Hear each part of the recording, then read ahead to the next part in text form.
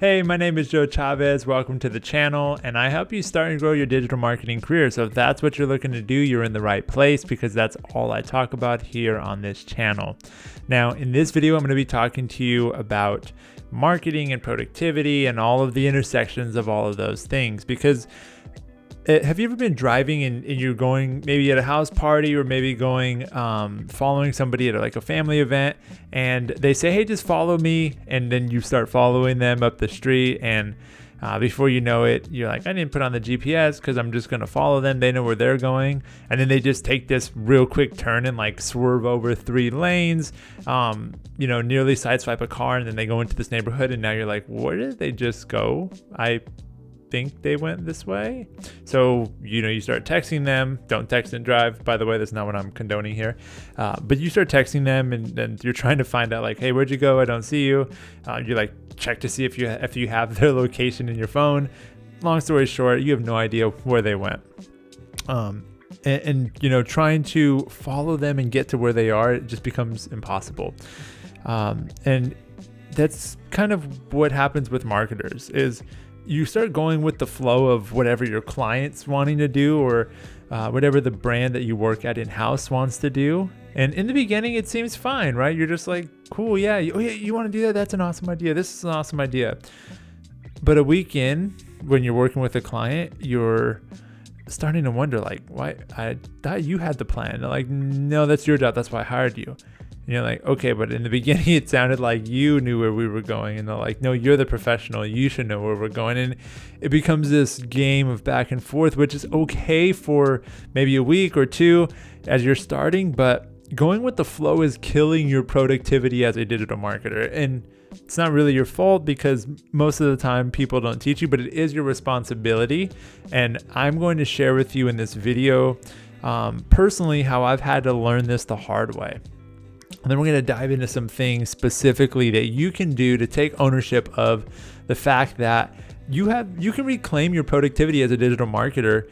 And it all is really centered around organization. And I'm going to get into some of the key components of what is organization as a marketer and what are some practical ways you can use that in the coming weeks. So let's go ahead and dive right in. I'm going to tell you a quick story about a time where I kind of let the client dictate the process, and that led me down a path of really going with the flow and thinking it's all good and we're buddies, and then out of nowhere realizing like this client is letting us go. It was when I was working at an agency, and it was a client where I was like, oh, this is a cool guy. Had worked at a bunch of cool brands before. And I was thinking like, oh, this is going to be awesome. Me and him vibed really well. I started off, did some changes. I was helping him with like Facebook ads and email and landing pages and things like that. And made a couple changes. Things were going smooth. Performance was good. It was the end, I believe, of like 2020 or 2021. Everything was working really nicely until we hit headwinds and it wasn't working really nicely. I was allowing him to drive a lot of the strategy. And I was allowing him to say, here's what we should be doing, and here's the budgets we should have, and here's the creative styles and all of that. And it was working because performance was working.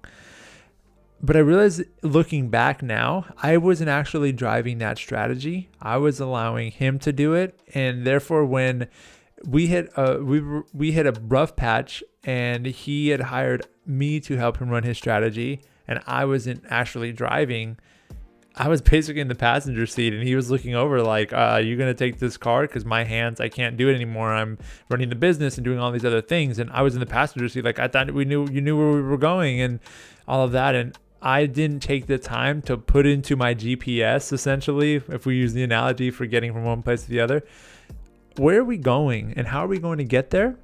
And I want to encourage you in this video to make sure you do that. And it all starts with being organized.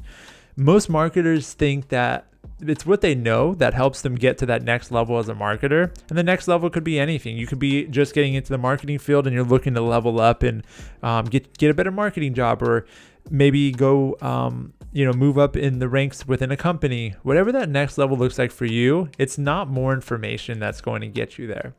Instead, it's really how well you can stay organized that will separate the good from the great marketers. Now you may be saying right now, well, I think it's more on like the people side or it's more on results, but all of that stems from organization.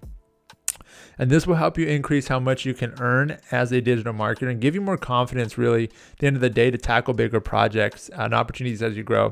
I really do believe, if you watch my channel at all, that like confidence is a big piece of being a great digital marketer, because when you are confident, you are going to naturally do things that are a little more scary and you maybe wouldn't have done early on in your marketing career, because you're confident. You're like, if I move this lever and I do this and I plan out the budget and I know where we're going, we'll be able to get there, and I can see the forecast of the future.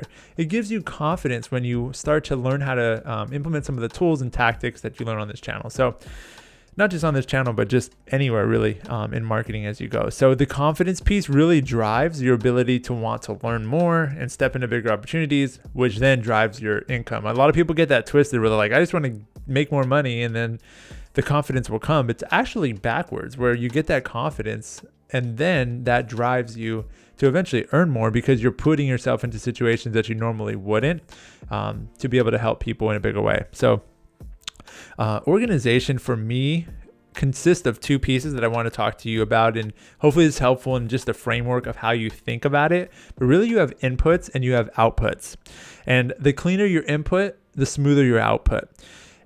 For example, if you're working on a project and with a client, and you're, the input is going to be your ability to listen, take notes, ask smart questions, gather data, maybe look at Google Analytics. And then the output is going to be your written plan, your roadmap, your budget, your creative, your copy, your reporting, and ultimately your results. And there's probably a lot more pieces sprinkled into input and output, but you can see here, like input's like gathering data, output is delivering a service or an outcome or some sort of result. The divide of that is strategy.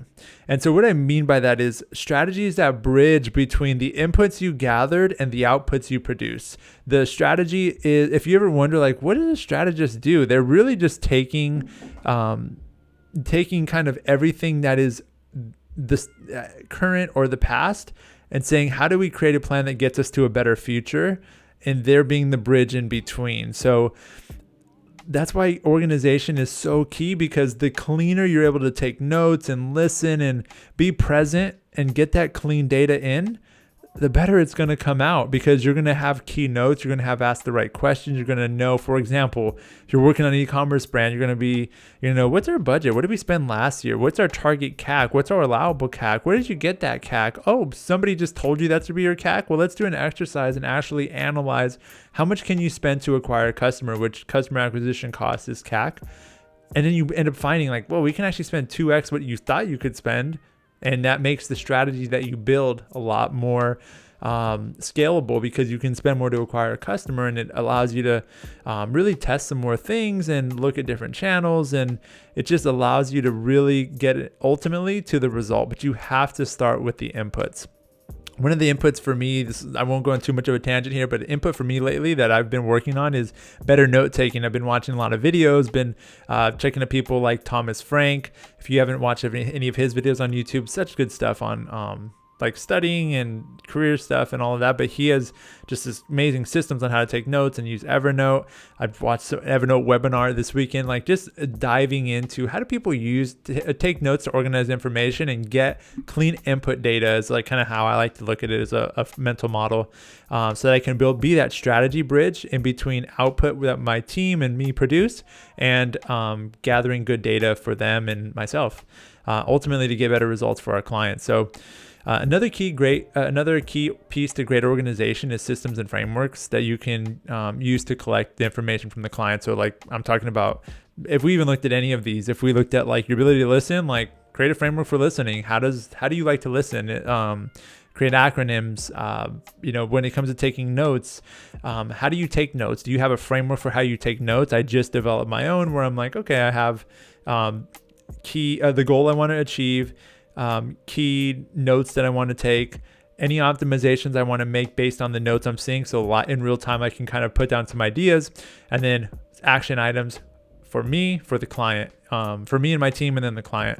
And then I'll do everything in Evernote, put a little reminder on there. That way I can, on Friday when I plan the next week, I can kind of dive through all my notes and pull out any things that I might have missed.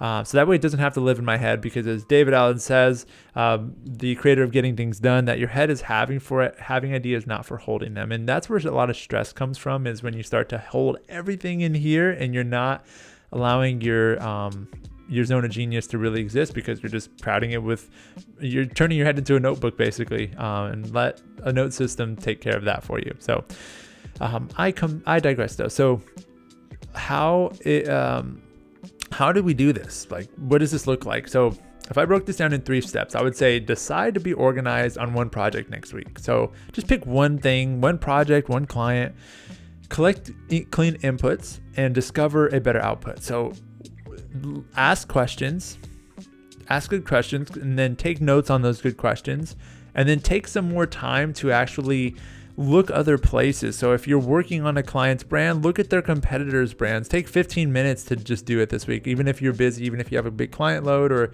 you just feel like, I don't know what to do, like just start by looking at a competitor and taking some notes on what they're doing well that we can emulate for the brand you're working with. And then you will discover a better output. So then be that strategy between input and output, and build your plan based on what you learned from the client or the competitors.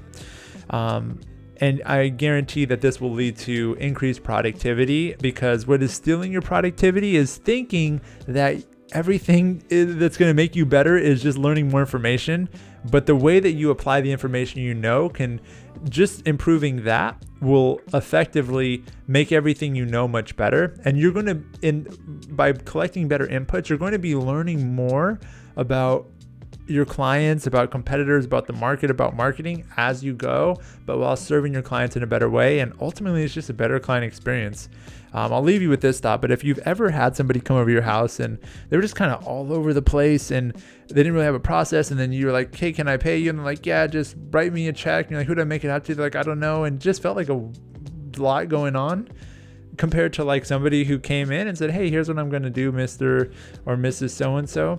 I'm going to do this to your house. And then when I'm done, I'm going to give you, you'll receive a link via email where you can pay at your own leisure, and you can use a card that way. And then you'll get a feedback survey letting me know how I did. And if there's anything I can do to make your experience better, just let me know. I'll finish up and I'll be out soon. Like, that's a much smoother experience, and your clients are experiencing something like that, or your team is experiencing something like that. And it all really has to do with organization. So to wrap up, stop letting the fact that you are not organized, or the fact that you are focused on the knowledge piece, steal your productivity as a digital marketer, because you deserve to be successful as a digital marketer, and I will make sure of it. Your unofficial digital marketing career coach, Joe Chavez, signing out. Peace.